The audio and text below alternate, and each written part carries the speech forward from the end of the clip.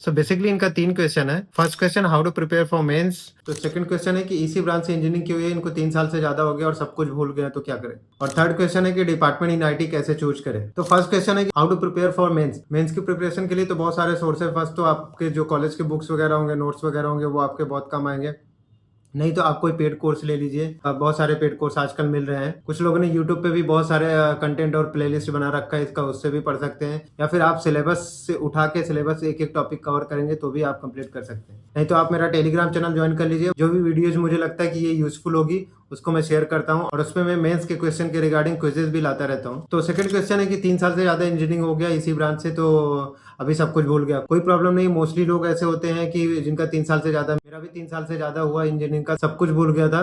तो ऐसा कुछ कोई प्रॉब्लम नहीं आता, क्योंकि यहाँ पर काम करने का अलग इन्वायरमेंट होता है और इंजीनियरिंग पढ़ने पढ़ाई का वो अलग इन्वायरमेंट होता है। काम करते करते आपको समझ आएगा कि बहुत कुछ चीज़ें हैं जो यहाँ पे यूज़फुल नहीं है, वो काम करते करते ही आपको समझ आएगी। और बहुत कुछ चीज़ें होती हैं जो यूज़फुल होती हैं, आपने जो पढ़ा है, ऐसा नहीं कि वो बिल्कुल भी नहीं होने वाला। थर्ड क्वेश्चन है कि डिपार्टमेंट इन आईटी कैसे चूज करें।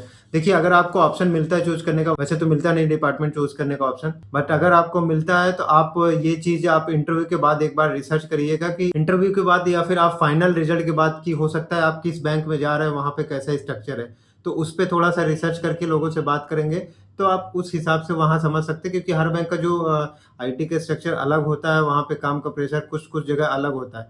तो मैं अगर किसी एक पर्टिकुलर बैंक का बताऊं तो उसमें से गलत होगा, क्योंकि वो शायद उस बैंक के लिए अच्छा होगा, दूसरे बैंक के लिए कुछ अच्छा नहीं होगा शायद, मेरे हिसाब से मुझे लगता है। तो आप पहले एक बार एग्जाम क्रैक करिए, आप किस बैंक में सिलेक्शन हो रहा है, उसके बाद रिसर्च करिए। ठीक है, ये वीडियो इतना ही।